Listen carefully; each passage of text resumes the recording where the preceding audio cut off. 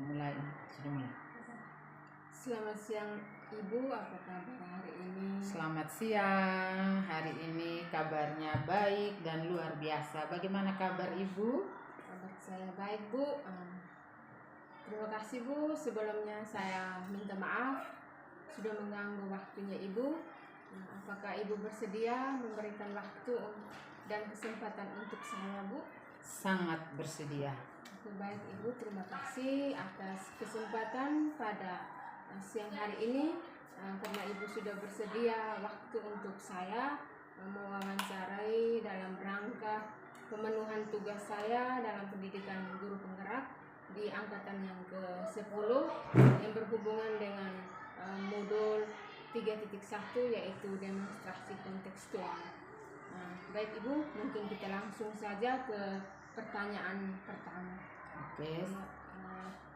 Selama ini bagaimana Ibu dapat mengidentifikasi kasus-kasus yang merupakan dilema etika atau bujukan moral yang pernah dialami di sekolah Ibu?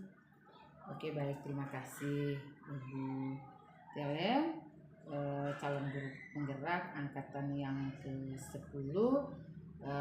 Selama ini ada banyak kasus-kasus yang terjadi di sekolah yang berhubungan dengan dilema etika dan rujukan moral. Ada hal-hal yang masuk ke apa yang disebut dengan rujukan moral, dan ada hal-hal yang masuk ke apa yang disebut dengan dilema etika. Mungkin untuk lebih jelasnya saya bisa mengambil sebuah contoh kasus yang pernah terjadi di sekolah ini dan bagaimana saya membuat sebuah keputusan. Jadi kasus yang pernah saya hadapi di sekolah ini saat mengambil keputusan tentang guru dan pegawai juga siswa yang terlambat datang ke sekolah. Jadi di sekolah kita ini kan sudah ada aturan sekarang yang disebut dengan kesepakatan. Kita sudah bersepakat bahwa semua siswa, guru, pegawai harus sudah berada di lingkungan sekolah pada jam 6.30 pagi. Ada 15 menit nanti melaksanakan tugas pagi, dan pada jam 6.45 kita akan melaksanakan doa bersama di pagi hari, dan pada saat itu gerbang sekolah akan dikunci. Dan kita sudah bersepakat bahwa ketika gerbang sekolah sudah dikunci, maka siapapun kecuali tamu tidak diperbolehkan atau tidak diizinkan untuk masuk. Nah, di sini ada yang disebut dengan dilema etika. Dilema etikanya bahwa ketika gerbangnya dikunci, karena kita sudah bersepakat, tetapi ketika anak itu hari itu dia tidak bisa masuk untuk mengikuti proses pembelajaran, maka di situ saya sebagai kepala sekolah juga merasa bahwa saya bersalah karena anak ini dia punya hak untuk bisa mengikuti pelajaran. Tetapi ketika saya misalnya mengizinkan anak itu harus masuk, berarti saya sudah melanggar kesepakatan yang telah disepakati bersama. Nah, itu yang saya alami, yang berhubungan dengan dilema etika. Mungkin itu yang bisa. Oke, baik Ibu, terima kasih. Selanjutnya, dengan kasus yang Ibu hadapi ini, bagaimana Ibu menjalankan pengambilan keputusan di sekolah ini, terutama untuk kasus-kasus di mana ada dua kepentingan yang sama-sama benar atau sama-sama mengandung nilai kebajikan Bu? Oke, baik. Dalam pengambilan keputusan saya selalu bermusyawarah dengan rekan-rekan guru dan pegawai. Ketika menghadapi masalah itu biasanya kita selalu bersama-sama bermusyawarah dulu, berbicara dulu kira-kira keputusan apa yang harus kita ambil. Dan biasanya selama ini keputusan yang diambil itu biasanya selalu berpihak pada siswa, selalu berpihak pada murid. Wah, misalnya tadi ketika siswa ini terlambat dan gerbangnya sudah dikunci, maka kita bermusyawarah dulu, bersepakat dulu bagaimana jalan terbaik sehingga anak dia tidak dikorbankan atau tidak dikorbankan haknya, karena dia punya hak, dia mengikuti pembelajaran. Walaupun di satu sisi bahwa dia punya kewajiban, dia harus datang tepat waktu. Jadi dalam mengambil keputusan itu selalu ada musyawarah bersama dengan rekan-rekan guru dan pegawai. Dan keputusan yang diambil selalu harus berpihak pada murid. Kira-kira langkah-langkah atau prosedur seperti apa yang biasa Ibu lakukan selama ini untuk mengidentifikasi kasus dilema etika atau bujukan moral, Bu? Oke, baik. Yang paling pertama biasanya hampir semua kasus berat atau ringan, besar atau kecil, biasanya selalu kita bermusyawarah. Jadi ketika menghadapi kasus, saya memanggil teman-teman, mengajak teman-teman untuk duduk bersama, kemudian kita membicarakan masalah itu untuk mencari solusinya. Yang kedua, biasanya juga pada saat rapat rutin yang selalu diadakan pada hari Sabtu di minggu yang keempat, biasanya kita duduk bersama dan kita mengevaluasi kembali, melihat kembali kejadian-kejadian yang terjadi selama 1 bulan. Kemudian kita merencanakan lagi, misalnya ada masalah yang terjadi di bulan yang ini, kemarin kita mengambil solusinya, solusi sesaat. Nah, dalam rapat rutin kita biasa melihat kembali, kira-kira kita mengevaluasi kembali, kira-kira mungkin ada yang salah di kesepakatan. Kalau misalnya di kesepakatan itu ada yang salah, berarti kita bersepakat lagi untuk mencari kesepakatan yang berpihak pada anak dan pada guru dan pegawai, tidak menjatuhkan salah satu pihak. Jadi selalu ada yang pertama tadi musyawarah, kemudian yang kedua itu pada rapat rutin kita selalu berdiskusi.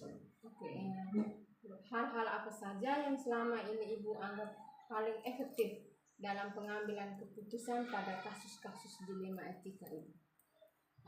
Yang pertama bahwa yang saya anggap sangat efektif, bahwa semua kesepakatan itu selalu sebelum kita melaksanakan itu selalu disosialisasikan kepada siswa, kepada warga sekolah. Jadi semua kesepakatan yang telah disepakati bersama dalam rapat, biasanya rapat pertama para guru dan kepala sekolah bersama para guru dan pegawai. Setelah kita menghasilkan sebuah kesepakatan, maka kesepakatan itu disosialisasikan kepada siswa dan juga disosialisasikan kepada orang tua. Oke, Bu. Hal-hal apa saja yang selama ini merupakan tantangan Ibu dalam pengambilan keputusan pada kasus-kasus dilema etika? Oke, baik.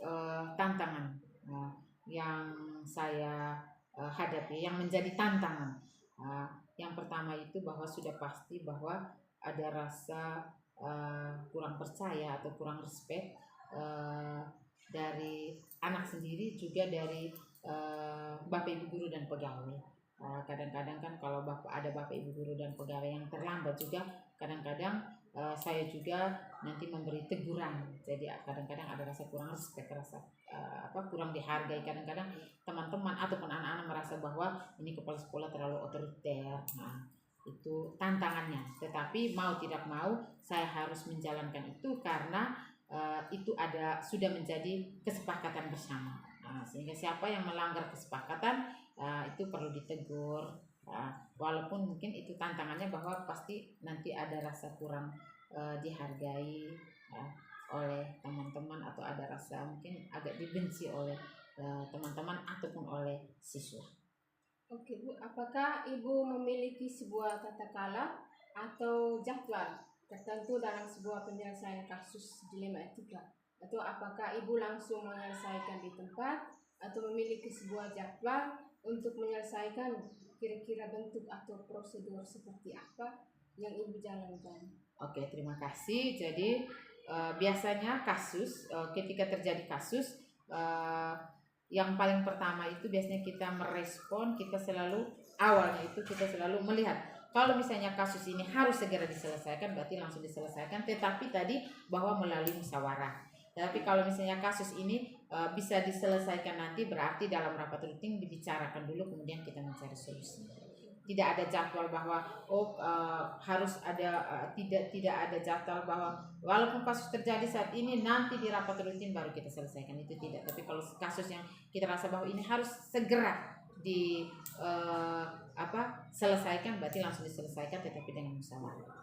Baiklah Bu, apakah ada orang-orang atau faktor-faktor apa yang selama ini mempermudah atau membantu Ibu dalam pengambilan keputusan dalam kasus-kasus dilema etika ini? Oke, baik. Jadi faktor-faktor atau orang-orang yang membantu saya yang paling pertama itu adalah Bapak Wakil Kepala Sekolah. Jadi biasanya ketika terjadi kasus di sekolah ataupun di luar sekolah yang dibuat oleh anak-anak sekolah, yang orang pertama yang paling dekat dan yang akan saya sampaikan itu adalah Bapak Wakil. Setelah itu baru kepada rekan-rekan guru dan pegawai. Walaupun misalnya kami di sekolah sudah tidak bisa mendapatkan solusi, saya juga sering berkomunikasi dengan ketua komite atau bapak ibu pengurus komite atau wakil dari orang tua. Baik Ibu, ini pertanyaan terakhir dari percakapan kita hari ini. Dari semua hal yang telah disampaikan Ibu tadi, kira-kira pembelajaran apa yang bisa Ibu petik dari pengalaman Ibu mengambil keputusan dilema etika lain? Oke, baik. Pembelajaran yang saya petik yang paling pertama bahwa dalam mengambil keputusan kita harus mengabaikan perasaan subjektif. Jadi segala keputusan yang diambil itu harus objektif. Itu yang paling pertama. Kemudian yang kedua, semua keputusan yang diambil juga itu harus adil, bijaksana, kemudian harus melibatkan seluruh pemangku kepentingan, terutama dalam sekolah, pendidik, tenaga kependidikan, juga siswa. Bila perlu ada siswa juga yang bisa memberikan solusi, dan semua keputusan yang diambil itu harus berpihak kepada siswa dan kepada PTK yang ada di sekolah. Oke, baik. Ibu, terima kasih banyak atas kesediaan waktu untuk wawancara hari ini. Mudah-mudahan wawancara kita hari ini bisa berguna untuk anak-anak didik kita, untuk teman-teman rekan guru, dan juga bisa untuk membantu saya dalam menyelesaikan tugas sebagai pendidikan guru penggerak di angkatan ke-10, Bu. Terima kasih banyak. Oke, selamat siang. Terima kasih banyak. Semoga sukses dalam pendidikan guru penggeraknya, dan juga semoga apa yang saya bagikan hari ini juga bisa menjadi bekal untuk Ibu ketika nanti Ibu mungkin dipercayakan sebagai pemimpin atau ketika Ibu menghadapi masalah-masalah seperti yang pernah saya hadapi. Selamat siang, Tuhan memberkati kita semua. Terima kasih.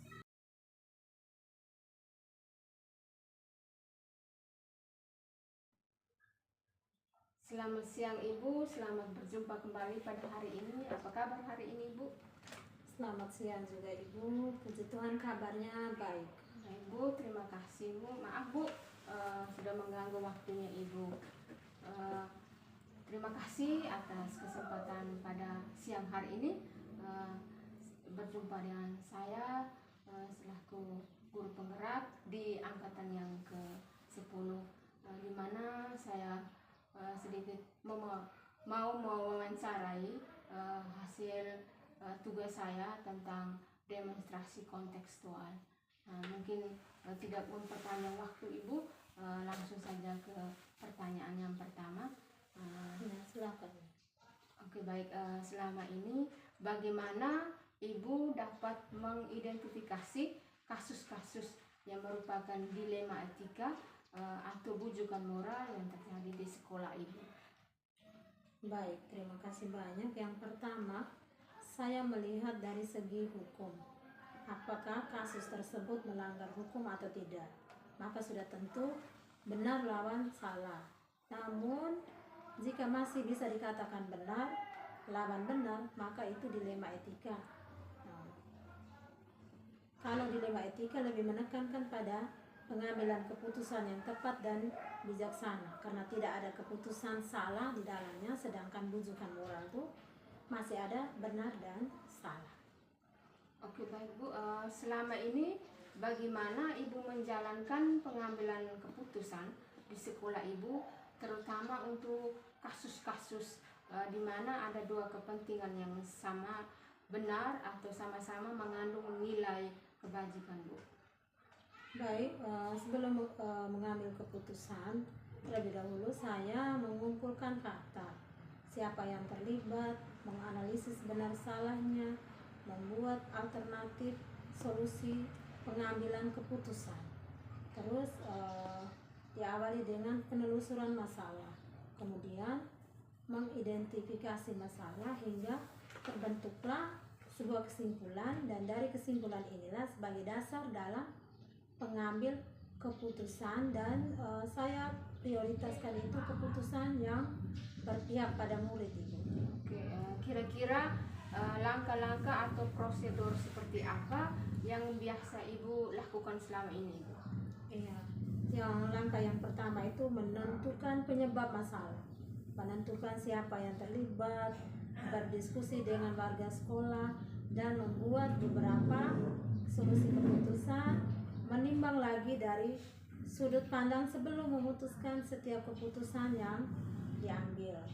Yang berikut, mengidentifikasi masalah, mengklarifikasi tujuan yang ingin dicapai, memeriksa berbagai kemungkinan untuk mencapai tujuan dalam sebuah pengambilan keputusan.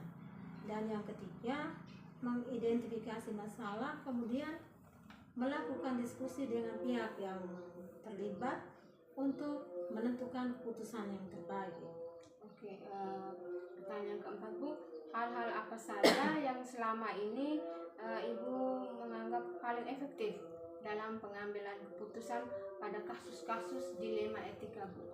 Ya, kalau di sekolah itu biasanya dengan menelaah siapa yang terlibat, sifat urgen kasus dilema, dan juga pengambilan alternatif diskusi. Yang kedua, membayangkan sosok panutan untuk pengambilan keputusan secara bijaksana. Dan yang ketiga, dengan mempertimbangkan situasi dan kepentingan yang terlibat. Oke, hal-hal apa saja yang selama ini merupakan tantangan yang Ibu ambil dalam keputusan pada kasus-kasus dilema etika, Bu? Yang pertama itu mencari keputusan yang terbaik, karena keduanya merupakan masalah yang sama-sama benar dan yang harus menguntungkan kedua belah pihak. Terus yang kedua, di saat keputusan yang diambil tidak bertentangan dengan keputusan sekolah. Dan yang ketiga, keputusan yang diambil terkadang mengambil prinsip keadilan terhadap anggota, karena seolah-olah seperti perlakuan yang sangat istimewa terhadap keputusan yang diambil. Apakah Ibu memiliki sebuah tata cara atau jadwal dalam sebuah penyelesaian kasus dilema etika? Apakah Ibu langsung menyelesaikan di tempat atau memiliki sebuah jadwal untuk menyelesaikan bentuk atau prosedur seperti apa yang Ibu jalankan? Kalau yang selama ini tergantung. Kalau masalahnya tidak rumit, itu bisa diselesaikan di tempat masalah. Tetapi kalau memang masalahnya sangat serius dan harus melibatkan pihak hukum, itu paling tidak saya membuat jadwal kegiatannya. Oke, adakah seseorang atau faktor-faktor yang selama ini mempermudah atau membantu Ibu dalam pengambilan keputusan dalam kasus-kasus dilema etika, Ibu? Ya, saya tergantung. Kalau kasusnya itu tidak serius dan tidak membutuhkan banyak pihak, maka saya selalu mengambil keputusan itu. Yang pertama, saya berkonsultasi dengan guru senior. Setelah guru senior, saya memanggil rapat bersama rekan sejawat, dan hanya melibatkan rekan sejawat untuk menyelesaikan masalah itu. Tetapi ketika masalahnya sangat serius, berarti saya harus melibatkan pihak-pihak tertentu, misalnya warga komite atau pihak keluarga dan pemerintah. Oke, Ibu, dari semua hal yang telah disampaikan Ibu, pembelajaran apa yang dapat Ibu petik dari pengalaman Ibu dalam mengambil keputusan dilema etika atau nilai kebajikan? rujukan moral itu? Iya, kalau pengalaman yang saya petik dalam menyelesaikan sebuah masalah, di sini kita sebagai pemimpin itu menjadi lebih bijaksana dalam mengambil sebuah keputusan untuk penyelesaian masalah. Terus yang kedua, setiap pengambilan keputusan itu kita harus sesuai dengan nilai-nilai kebajikan yang berpihak pada murid. Dan yang ketiga, setiap mengambil keputusan pasti ada resikonya. Maka kita buat suatu keputusan yang harus meminimalisir setiap resiko yang terjadi. Mungkin itu saja dari saya. Terima kasih banyak. Oke, baik Bu, terima kasih banyak atas kesediaan waktu Ibu untuk wawancara hari ini. Mudah-mudahan wawancara kita hari ini bisa membantu saya menyelesaikan tugas saya sebagai guru penggerak. Terima kasih banyak Bu. Iya, terima kasih Ibu. Selamat siang. Selamat siang Bu.